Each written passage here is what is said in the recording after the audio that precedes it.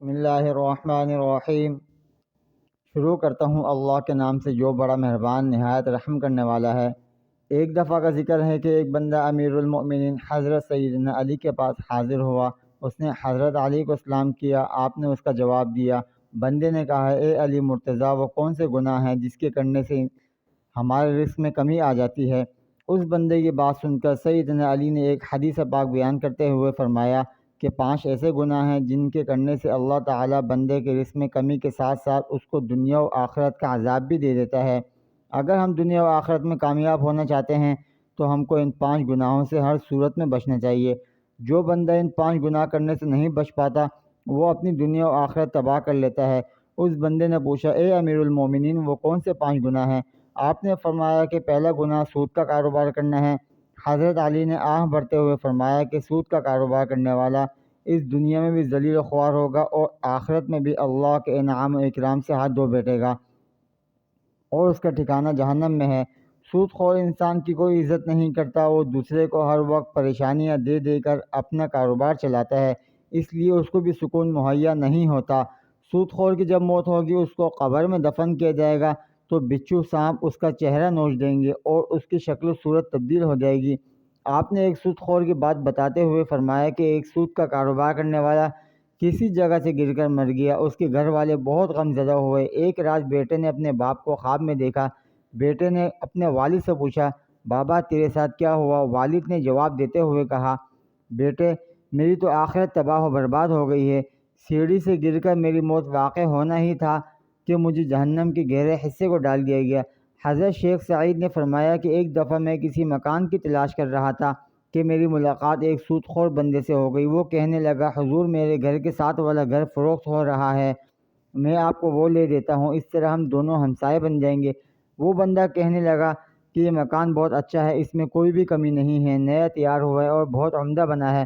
شیخ سعید نے فرمایا، او بیوقوف بندے، مجھے تو اس میں کمی ہی کمی نظر آ رہی ہے کہ میں ایک سود خور کا ہمسایہ بن جاؤں۔ اس سے برا اور کیا ہو سکتا ہے کہ انسان کسی سود خور کا پڑوسی بن جائے۔ اگر ایسا مکان مجھے فری میں بھی ملے تو میں ایسا مکان لینے کو تیار نہیں ہوں گا۔ اگر تم چاہتے ہو کہ میں دنیا میں خوشی سے زندگی گزاروں، لوگ میری عزت کریں، تو سود کا کاروبار کبھی مت کرنا۔ آپ نے فرمایا کہ دوسرا بڑا گناہ یہ ہے کہ کسی کی بیٹی پر کوئی تہمت لگانا۔ اللہ تعالیٰ فرماتا ہے، جو کوئی نیک عورت پر تہمت لگاتا ہے اس کی دنیا و آخرت تباہ و برباد ہو جاتی ہے، اور فرمایا کہ تم کسی کی بیٹی سے شادی نہیں کر سکتے تو اس پر تہمت مت لگاؤ، کیونکہ اس کے بوڑھے باپ نے سارا دن محنت مزدوری کر کے اپنی بیٹی کو جوان کیا، اس کی تربیت و پرورش اچھے طریقے سے کی ہے۔ اب اس کی بیٹی جوان ہو گئی ہے تو علاقے کے لوگوں نے اس کا رشتہ لینے کی بجائے اس پر تہمت لگانا شروع کر دی کہ یہ بندے کے پاس ہے ہی کیا جو اپنی بیٹی کو جہیز دے کر رخصت کر سکتا ہے۔ ایک تو تم لوگ اس غریب باپ کی مدد نہیں کر سکتے اور دوسری طرف اس کی بیٹی کی عزت کو پامال کر رہے ہو۔ اگر تم چاہتے ہو کہ اللہ تعالیٰ اس دنیا و آخرت میں مجھے بہتر صلہ دے تو کبھی بھی کسی کی جوان بیٹی پر تہمت مت لگانا۔ اگر تم کسی کی بیٹی پر آج تہمت لگاتے ہو تو وہ گھوم پھر کے کل تیرے سامنے ہی آئے گی، اس لیے ہم کو ایسے گناہوں سے بچنا چاہیے۔ تیسرا گناہ یہ ہے کہ یتیم بچے کا مال کھانا۔ جو بندہ کسی یتیم بچے کا مال کھاتا ہے تو اللہ تعالیٰ اس کے سارے نیک اعمال ختم کر کے اس کو دنیا و آخرت میں رسوا کر دیتا ہے، اور جب وہ بندہ مر جاتا ہے تو اس کی اولاد کے ساتھ بھی وہی ہوتا ہے جو مرنے والا اس دنیا میں کر کے گیا ہوتا ہے۔ ہمیں چاہیے کہ یتیم بچے کے سر پر ہاتھ رکھیں کہ بیٹا فکر مت کرو، جس چیز کی ضرورت ہو مجھ سے لے لینا۔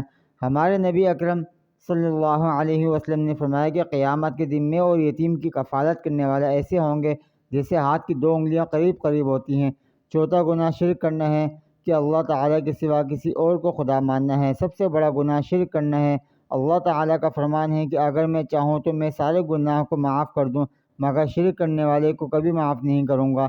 حضرت علی رضی اللہ تعالیٰ عنہ نے 5واں گناہ جادو کو کہا ہے کہ جو بھی کوئی کسی پر جادو ٹونا کرتا ہے کہ اس بندے کا فلاں نقصان ہو جائے۔ آپ نے فرمایا کہ جادوگر کا کھانا پینا حرام ہوتا ہے۔ جادوگر کے بارے میں بیان کرتے ہوئے آپ نے یہاں تک فرما دیا کہ جادوگر دائرہ اسلام سے فارغ ہو جاتا ہے، وہ کفر کرتا ہے۔ جادوگر اگر کسی پر جادو کرتا ہے تو وہ ایک نہ ایک دن گھوم پھر کر الٹا اس پر پڑ جاتا ہے۔ اگر آپ دنیا و آخرت کو بہتر بنانا چاہتے ہو تو ایسا خطرناک گناہ کبھی نہ کرنا۔ یہ 5 گناہ ایسے گناہ ہیں جس کے کرنے سے انسان اپنے اللہ کو ناراض کر لیتا ہے۔ جب اللہ تعالی ناراض ہو جاتا ہے تو اس بندے کی دنیا میں عزت نہیں رہتی، وہ ذلیل و خوار ہو کر رہ جاتا ہے، اور ان گناہوں کو کرنے والے کا انجام جہنم ہے۔ ہمیں چاہیے کہ ایسے گناہوں سے دور رہیں تاکہ اللہ تعالی ہم پر اپنا کرم نازل فرمائے۔ اللہ تعالی سے دعا ہے کہ ہم کو ان 5 گناہوں سے دور رہنے کی توفیق عطا فرمائے، آمین۔ اگر ویڈیو پسند آئے تو ویڈیو کو لائک اور شیئر کریں، اور ہو سکے تو چینل کو سبسکرائب کریں تاکہ آنے والی ہر ویڈیو آپ تک پہنچ سکے۔ جزاک اللہ خیر۔ السلام علیکم ورحمۃ اللہ وبرکاتہ۔